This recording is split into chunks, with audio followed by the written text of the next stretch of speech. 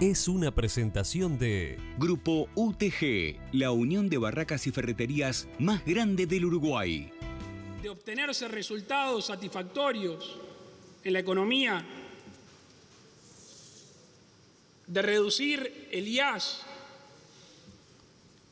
y de aumentar las deducciones en las franjas más bajas del IRPF en el año 2023. Y tras este mensaje del presidente de la República, Luis Lacalle Pou, ante la Asamblea General respecto a un afloje en la carga impositiva del IRPF, del IAS, hubo diversas opiniones en el ámbito político, así como también técnico.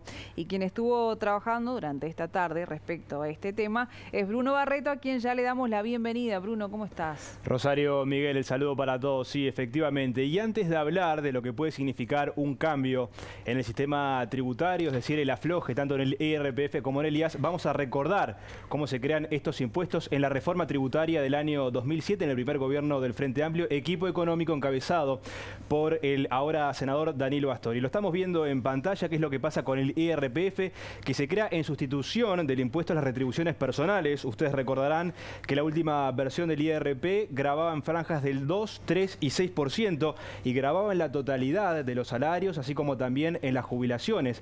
Pero estamos observando también en pantalla qué pasa con el IAS, el impuesto de asistencia a la seguridad social.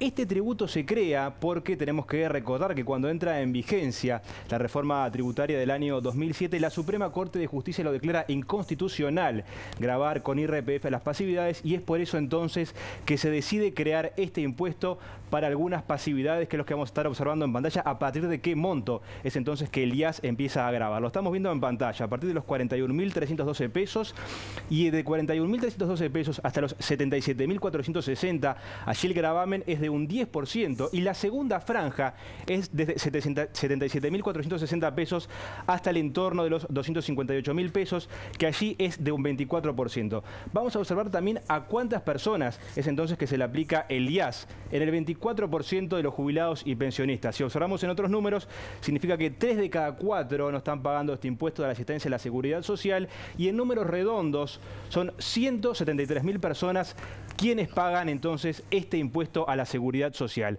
Estuvimos conversando con el contador Marcos Soto, él es decano de la Cátedra de Negocios de la Universidad Católica, y allí planteó que tratar de modificar este impuesto no es algo muy eficiente para lo que es el funcionamiento del Estado, porque tenemos que tener en cuenta que los recursos en nuestro país son bastante escasos, y se necesitan entonces de alguna manera para pagar prestaciones y hacer que funcione toda la maquinaria del Estado. Por una parte, endeudamiento, ya sea con justamente bonos del Tesoro a nivel estatal, a nivel público, así como también endeudamiento internacional, y de alguna manera también con la recaudación, por lo que no consideró eficiente que bajar, eliminar la carga impositiva pueda servir entonces para reactivar la economía. Uruguay vive bajo presión de recursos escasos, no nos sobreabundan los recursos. Entonces, la decisión política, la actividad política, es la que termina dirimiendo dónde van los recursos escasos y cómo se gestiona esa tensión. Bueno, y en ese marco uno tiene que decidir a quién graba, por qué lo graba, cómo lo graba, y también qué otros desafíos atender con esa masa de recursos escasos. Bien comentabas que tenemos un déficit fiscal muy importante, pero no solo eso, tenemos también un déficit muy profundo, y quizás sea en uno de los pocos temas en que hay un gran consenso en Uruguay. Tenemos un gran déficit en lo que es el sistema de seguridad social, que es quien paga las jubilaciones. Entonces, el hecho de ya pagar jubilaciones en Uruguay genera un déficit muy importante en las cuentas públicas, y un gran esfuerzo de toda la sociedad para pagar esas jubilaciones. Por tanto, es razonable, es entendible, es esperable que aquellas jubilaciones que tienen un privilegio relativo. ¿Por qué relativo? Bueno, porque quizás no sean hiperjubilaciones o que generen holgura financiera al jubilado, pero sí en términos relativos son jubilaciones de privilegio. Esas jubilaciones terminen contribuyendo a las arcas del Estado.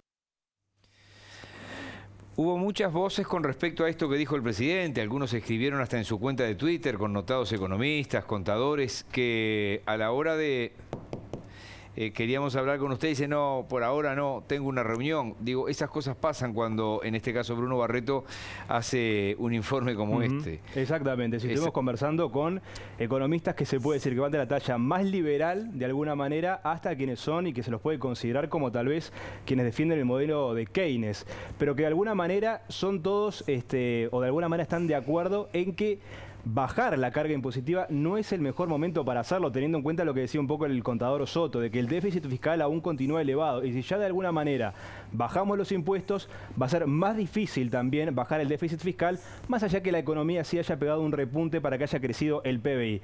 También estuvimos hablando con el senador del Partido Nacional, Sergio Botana, que además de ser un legislador oficialista, no debemos olvidar que es de profesión economista, y que de alguna manera decía que el mensaje del presidente de la República en cuanto a bajar los tributos fue uno de los mensajes más esperados, ya que de alguna manera el IRPF desde su creación en el año 2007 con la reforma tributaria no paró de aumentar tanto en las franjas y no también paró de recaudar. Y en el caso del IAS, lo que plantea Botana, que también es un poco injusto para aquellas personas que de alguna manera trabajaron toda su vida, tengan que de alguna manera volverlos a gravar con otro tipo de impuestos. Esto es lo que decía Botana al respecto. Pero cuando el país mejora, está muy bien que se alivie el jubilado hasta por una cuestión de carácter legal. Obviamente que además el jubilado tiene otra gran ventaja, a todo lo vuelca al consumo, lo mismo que el trabajador, con lo cual también termina el Estado recuperando una buena parte de lo que es la renuncia fiscal. No toda, por supuesto, no toda. Esto implica un sacrificio enorme para las arcas estatales, pero es bueno que se ponga el crecimiento allí para hacer justicia con los pasivos, para hacer justicia y alentar el trabajo y para, mejorar el consumo. ¿Qué va a hacer el gobierno? Es ir bajando los porcentajes en general o haciendo un esfuerzo por subir la franja. Las franjas más afectadas allí parece que fueran la segunda y la tercera, pero bueno, siempre la más afectada es la primera, de los que ganan menos por más que se les quite un porcentaje menor que a los otros. ¿Y qué otros riesgos, Bruno, se pueden correr bajando estos impuestos? Y Rosario, Miguel, otro de los objetivos que tiene también una administración central a través de un gobierno de turno también refiere a la aplicación de impuestos también para lo que es la redistribución de los ingresos. Y observen estos datos, según lo que nos contaba el contador Marco Soto, y es que entre el 16 y el 19% de la franja etaria que va de 0 a 20 años es la que más está afectada, de alguna manera vulnerable por la situación económica, y es por eso que consideró que aplicar el IAS de alguna manera a la baja no va a servir también para aplicar políticas sociales, porque de alguna manera se necesita recaudación para poder aplicarla en beneficio de esta población. Cuando vamos a la franja etaria de mayores de 65 años, encontramos que solo el 2,2% de nuestros mayores es pobre. ¿Quiere decir que todos nuestros mayores viven bien y viven holgados y no tienen problemas? No. Estamos diciendo que en términos relativos tenemos una franja etaria de jóvenes y niños que viven en condiciones mucho más críticas. Y si nos pensamos en clave de futuro y en clave de justicia, el Uruguay debería trabajar para generar una distribución mucho más igualitaria del fenómeno de la pobreza.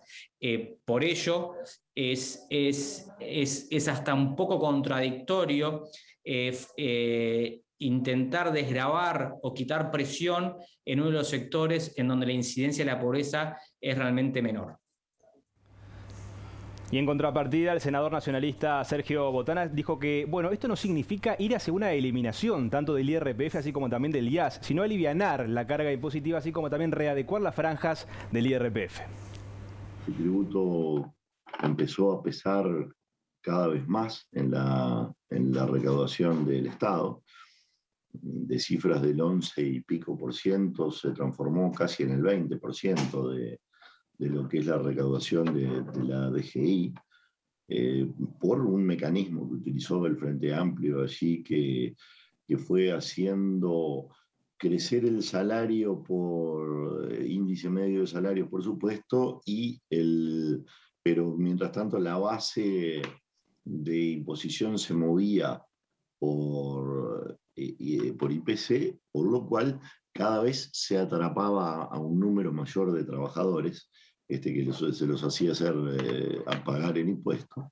Bueno, con lo cual llegamos a tener una mayor incidencia del impuesto en el PBI, una mayor incidencia del impuesto en la recaudación, y estamos grabando el trabajo nacional, estamos quitándole recursos a los que deberían de ser destinatarios de los recursos. El IAS era preocupación primordial del diputado colorado Gustavo Subía. ¿Y ahora qué dice? También preocupación de Cabildo Abierto. No olvidemos de también analizar lo que es esta reforma en clave política, y se trata de una negociación por parte de toda la coalición de gobierno. Tuvimos la posibilidad de conversar con el diputado colorado Eduardo Subía a través de un contacto telefónico. Dijo que también este mensaje del presidente de la República es una promesa de campaña electoral. A él le hubiese gustado que esta reforma se hubiese hecho cuanto antes, pero de alguna manera fue optimista en que pueda hacerse en el año 2023. La coalición en su totalidad, estoy hablando de Talvi, estoy hablando de Lacalle y de Manini, en su totalidad prometieron el descenso del IAS. Quiere decir que los criterios analíticos, estos que los conozco porque ya datan de tiempo atrás, inclusive antes del compromiso con el país que signamos todos los partidos políticos, los analistas tienen sus criterios, son criterios técnicos. Los criterios políticos no tienen por qué coincidir con los criterios técnicos. Y además, el Estado, cuando el Frente Amplio aprueba el IAS, fue unánime la condena a la aprobación de este impuesto que grava aún más la situación de los jubilados, situaciones que no son las mejores. Hay jubilaciones muy buenas, por supuesto, pero el IAS grava a partir de los 40.000 pesos, que no podemos decir que son jubilaciones tan buenas. Y a partir de los 70, el gravamen ya es del 24%. Así que las posiciones técnicas, como siempre, pueden diferir, pero las posiciones políticas ya quedaron firmes en la campaña electoral, prometiendo el descenso gradual del IAS. La palabra entonces final del diputado colorado Gustavo Subía, hablando de alguna manera que fue una promesa electoral de entonces de la ahora coalición de gobierno. Habrá que esperar entonces, Rosario y Miguel, al año 2023, si finalmente los números de la economía permiten bajar estos impuestos. Gracias, Bruno. Hasta luego.